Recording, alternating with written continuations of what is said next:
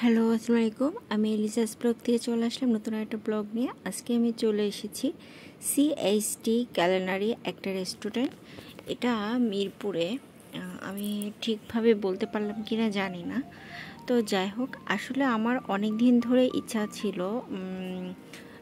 আপনার কি বলে আপনার চিটং বা অনেকেই সাজেক যায়, শুনেছি যে আপনার বাঁশের তৈরি তরকারি। তো আমার এটা খাওয়ার খুব ইচ্ছা ছিল এবং আমার পক্ষে এখন সাজেক বা দূরে কোথাও যাওয়া সম্ভব না। তো আমি জানতে পারলাম ঢাকাতেই বাঁশের তৈরি খাবার আমি খেতে পারবো। তো এখানে আর কি এই রেস্টুরেন্টে আপনার আদিবাসীদের একটা রেস্টুরেন্ট। এখানে আপনার বাঁশের তৈরি মুরগি মাংস, তারপরে ছোট মাছ রান্না করে আর কি।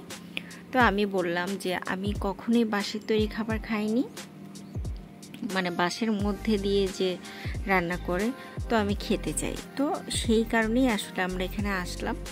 তো এখানে এসে খুবই ভালো লেগেছে, তবে একটু অন্যরকম লাগছিল যেহেতু এখানে একটু অন্যরকম পরিবেশ। তো যাই হোক, ছোট বেবিকে নিয়ে আবরার বাবুকে নিয়ে চলে এসেছি বাবুল্যান্ড ঘুরে। আর কি যে খাবো, কারণ এখানে এসেছি নতুন একটা স্বাদ নেওয়ার জন্য। কারণ আমরা নর্মালি রেস্টুরেন্টে যেসব খাবার খাই একদমই আলাদা এখানে সব কিছু। তো আমি একটু চিন্তা করছিলাম যে আসলে খেতে পারবো কি না বা কেমন হবে। আসলে সব একই রকম খাবার খেতে খেতে মনে হয় যে ভিন্ন কিছু খাই। আর আদিবাসীদের রান্না দেখি, মনে হলো যে রেস্টুরেন্টে গিয়ে একটু ঘুরে আসি। তো আমার ছোট বেবিকে নিয়ে আমি চলে আসলাম নতুন একটা রেস্টুরেন্টে। তো ফার্স্ট টাইম আমরা এই মোমোটা আর কি টেস্ট করলাম। মোমোটা অনেক ভালো লেগেছে। মোমোটা আমার কাছে অনেক বেশি ভালো লেগেছে। 100-এ আমি 100 দিয়ে দিলাম, মানে এরকম 10-এ 10। আর সামনেই আর কি আপনার একটা ছোট ভাই ও গান গাচ্ছিল।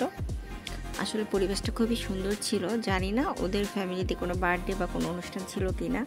ফুল ফ্যামিলি ওরা এসেছে এবং খাওয়া দাওয়া শেষে আপনার গিটার বাজিয়ে গান গাচ্ছিল ওই ছোট ভাইটা। তো সেটা আপনাদের সাথে একটু শেয়ার করলাম। আর আমাদের খাবার একটা একটা করে আসছে আর আমরা টেস্ট করছিলাম। জুসটা আসলে এই তো জুস চলে এসেছে। আমার কাছে জুসটা অতটা ভালো লাগেনি। আর আমরা প্লেন রাইস, তারপরে কাচ্চি মাছ, তারপরে এই যে বাঁশের যেটা স্পেশাল। তো আসলে বাঁশের ভিতরে মাংস রান্না বা অনেকেই অনেক কিছু বলেছে, বাট আমি খুবই দুঃখিত, আসলে আমার ভালো লাগেনি। আমি আসলে খেতেই পারিনি, এমন একটা অবস্থা হয়েছে। আমি শুধু এই মোমোটাই মনে হয় খেয়েছিলাম। তো যাই হোক, আমি একদমই ব্যাড ফিল নিয়ে বাসায় ফেরত যাচ্ছি। তো আজকের ভিডিওটা কিন্তু একদম শেষ প্রান্তে চলে আসলো। আর আমি আর কখনোই যাব না এই টাইপের রেস্টুরেন্টে। আমার খাওয়ার ইচ্ছা মরে গেছে। জানি না, হয়তো বা আরও ভালো হয়। আমার কাছে হয়তো বা ভালো লাগেনি, তবে নতুন একটা খাবারের স্বাদ নিলাম, ভালো লেগেছে। বাট আমি নেক্সট টাইম আর কখনো খেতে চাইবো না এমন খাবার।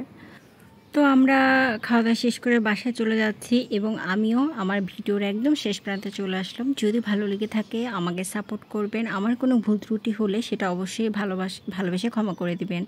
আজকের মতো বিদায় নিয়ে নিচ্ছি। আল্লাহ হাফেজ।